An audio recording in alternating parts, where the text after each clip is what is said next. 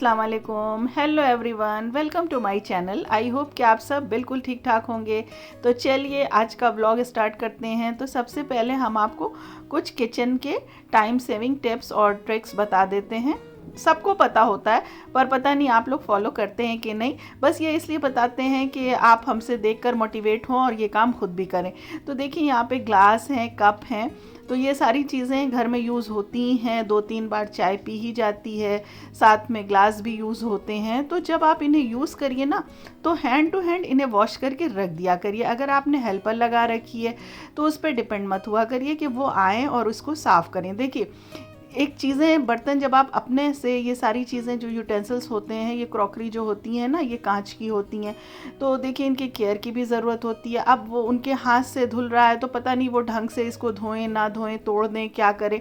तो देखिए इसको अपने से एक तो आप धो लीजिए, वॉश कर लीजिए, साफ़ कर लीजिए, और फिर इसे जब आप रख के छोड़ देते हैं ना, तो इसमें एक स्मेल आ जाती है। और देखिए चाय में अक्सर ऊपर की तरफ बालाई जमा हो जाती है, तो वो सूखती रहती है कप में। तो ये काम आप खुद कर लीजिए, इसे इकट्ठा मत करिए।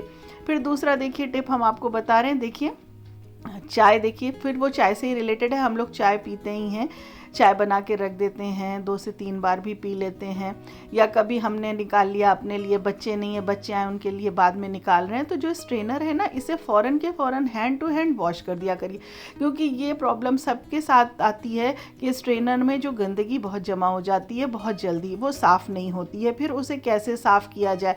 तो अगर आप hand to hand strainer wash कर देंगे तो ये प्रॉब्लम आपकी सॉल्व हो जाएगी। देखिए स्ट्रेनर साफ़ हो गया, दोबारा फिर से चाय के लिए रेडी हो गया है। कितनी देर लगता है, पास में आपके सिंक होता है, फटाफट ये काम कर लीजिए।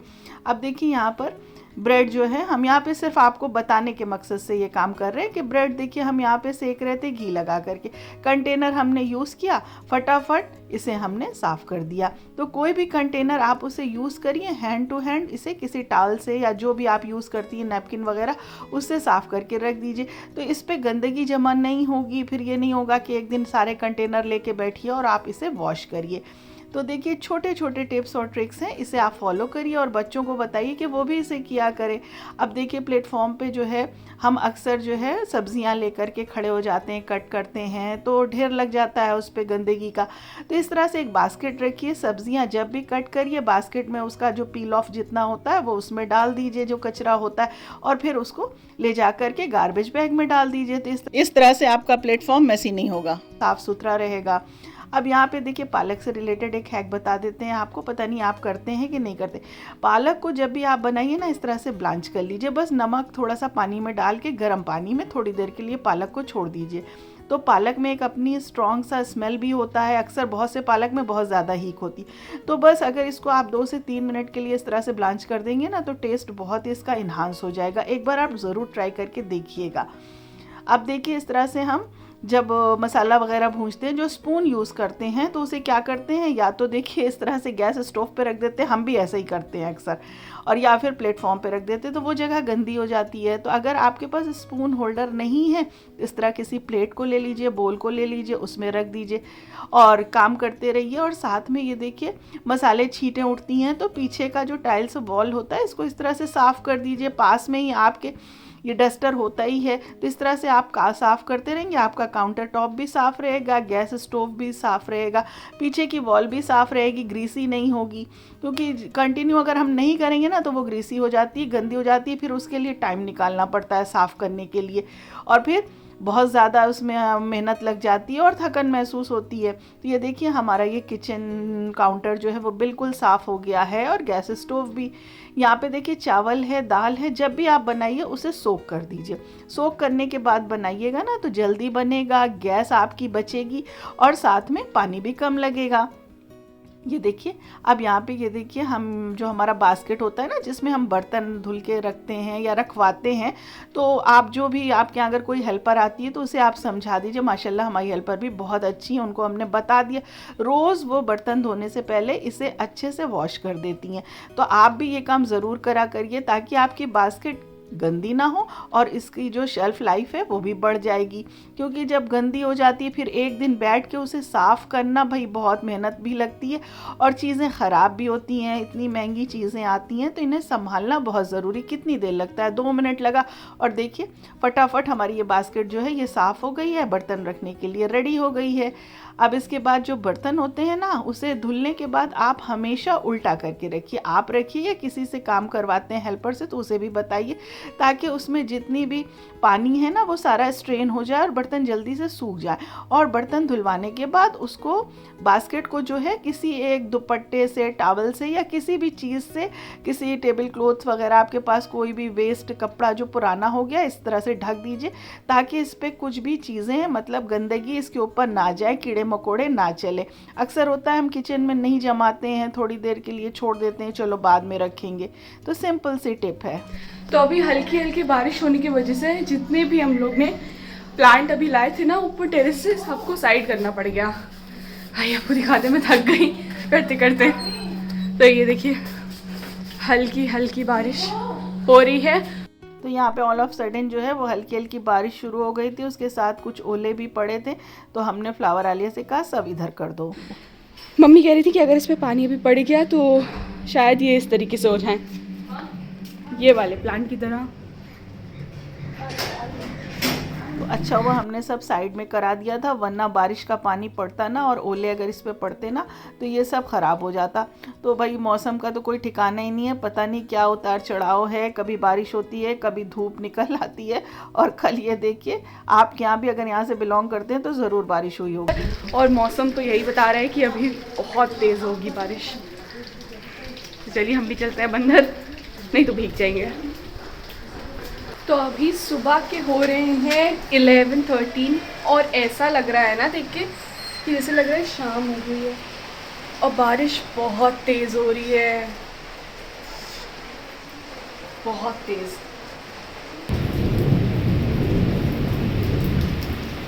और तंजिया अभी तक आई नहीं, उनका वेट हो रहा है। वालेकुम अस्सलाम।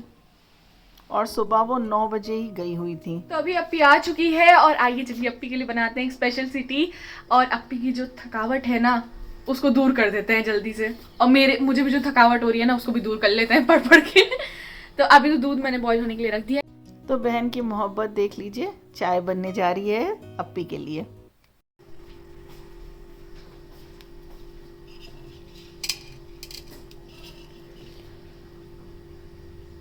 तो ये है अदरक, ये इलायची, ये रोज़ पेटल्स हैं और ये है स्टार एनीस। तो इसका काफ़ी स्ट्रॉन्ग फ्लेवर होता है ना, तो इसलिए इसको थोड़ा ही सा डालेंगे।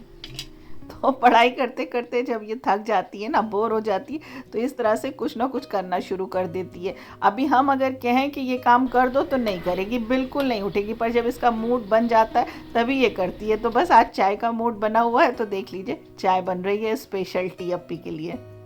ये छोटी सी सिनेमन स्टिक भी,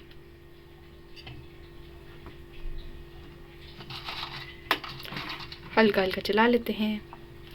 2 लौंग। अब इसको पकने देते हैं स्लो फ्लेम पे। और यहाँ दिन में हमने बनाया था पालक पनीर, जो तंजिया की फेवरेट है। और ये जब आई इनको पता चला तो बस इनका मन हो गया कि हम एक रोटी खा लें इससे। तो अब इसमें डाल देते हैं चाय की पत्ती। अब बाकी था शुगर डालना, तो टेस्ट के अकॉर्डिंग आप लोग डाल दीजिएगा शुगर। तो ये 1.5 स्पून है। तो चाय रेडी हो चुकी है, अब जल्दी से सबको सर्व कर देते हैं। तो यहाँ आलिया की स्पेशल टी अप्पी के लिए बन गई है और आलिया का कहना है कि अप्पी इसको पी करके फ्रेश हो जाएगी जो थक गई है।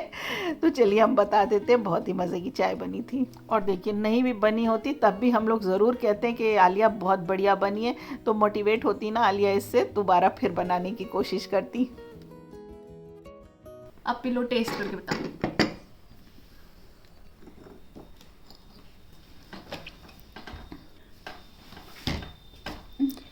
बहुत टेस्टी। तो आलिया की बनाई हुई चाय पी करके हम लोग फ्रेश हो चुके थे और यहाँ पे रात में अब देखिए डिनर की तैयारी हो रही है। तो डिनर में हम बना रहे थे कलेजी, हस्बैंड ले आए थे तो उन्होंने कहा फटाफट इसे ही बना लो ताज़ी ताज़ी, तो मज़ा आ जाएगा खाने में, मौसम भी अच्छा है। तो बस वैसे तो हमने बहुत बार इसकी रेसिपी दी है, तो आज थोड़ा सा डिफरेंट स्टाइल से बना रहे थे। वॉश करके कलेजी प्रेशर कुकर में डाल दिया, अदरक लहसुन का पेस्ट डाल दिया, और मसाला आज हम पीस करके डाल रहे थे, कच्चा ही मसाला, यानी प्याज और उसमें धनिया, मिर्चा, हल्दी, सारी चीज़ें ग्राइंड कर ली हैं और साथ में ही डाल दिया है। मैंने भुनाई नहीं की, पहले ऐसे ही एक साथ डाल दिया। कभी कभी इस तरह बनाओ भी ना तो बहुत ही टेस्टी आता है, उसकी जो खुशबू होती है ना वो बहुत ही मज़ेदार होती है। थोड़े से खड़े गरम मसाले डाल देंगे, टेस्ट के अकॉर्डिंग इसमें नमक डाल देंगे, और ऑयल जो है ऊपर से डाल देंगे, उसे भी कच्चा ही डालेंगे। तो ये जो है इस तरह से गोश्त भी आप बनाइए ना मटन, तो वो भी बहुत ही मज़े का बनता है। मतलब कच्चा ही सब चीज़ें एक साथ डाल दीजिए और फिर इसके बाद इसे प्रेशर कुक कर लीजिए, और अगर टाइम है तो इसे स्लो फ्लेम पे पकने के लिए रख दीजिए, उसका तो टेस्ट और भी ज़बरदस्त आता है। तो बस इसी तरह से हमने इसको प्रेशर कुक कर लिया था। और ये हमारी कलेजी जो है, हमारी नहीं भाई, मटन की जो कलेजी है तो लैम्ब की, वो रेडी हो गई है। और ऊपर से देखिए भुनाई के वक्त हमने इसमें दही डाल दी थी, क्योंकि हमने टमाटर इसमें नहीं डाला था, इसलिए आज हमने इसमें दही डाल दिया। आप टमाटर भी डाल सकते हैं। अच्छे से बुनाई कर दीजिए, ऑयल रिलीज़ हो जाए तो उसके बाद इसमें धनिया डाल दीजिएगा, हरी मिर्च डाल दीजिएगा। मेरे पास मोटी वाली मिर्चें थी तो हमने उसको कट करके डाल दिया है, और अदरक की कट करके उसे डाल दीजिएगा। तो भाई इसकी इतनी अच्छी खुशबू आ रही थी, इतनी अच्छी खुशबू आ रही थी पूरे घर में कि मत पूछिए। शायद अड़ोस पड़ोस भी जा रही होगी, लोगों को पता चल गया होगा कुछ बहुत बढ़िया बन रहा है। और अभी हस्बैंड घर में एंटर हुए थे और आते ही साथ उनको इतनी ज़ोर से उसकी खुशबू से भूख लग गई। भाई देखिए, खुशबू पहली चीज़ ऐसी होती है, पहले खुशबू है, फिर जब आप आँखों से देखते हैं ना, चीज़ का प्रेजेंटेशन अच्छा होता है, देखने में लुक वाइज अच्छी होती है, तो भूख अपने आप बढ़ जाती है। तो बस किचन में पहुंच गए, हम बोल रहे हैं रुक जाइए, खाना लगा रहे हैं भाई, सब्र नाम की चीज़ तो है ही नहीं, फटाफट निकाल करके और रोटी ले करके बैठ गए खाने के लिए। तो आई होप कि आज को हमारा ये व्लॉग आपको पसंद आया होगा। कुछ टिप्स और ट्रिक्स दिया है, उसको आप ज़रूर फॉलो करिएगा, नहीं करते हैं अगर तो, और आई होप कि आप फॉलो ज़रूर करते होंगे। तो बस देर किस बात की है, जल्दी जल्दी हमारे वीडियो को लाइक, शेयर और सब्सक्राइब कर दीजिए, ताकि इसी तरह के मज़े की रेसिपीज़ और व्लॉग्स के साथ हम आते रहें। फिर मिलेंगे, दुआओं में याद रखिएगा। Thanks for watching.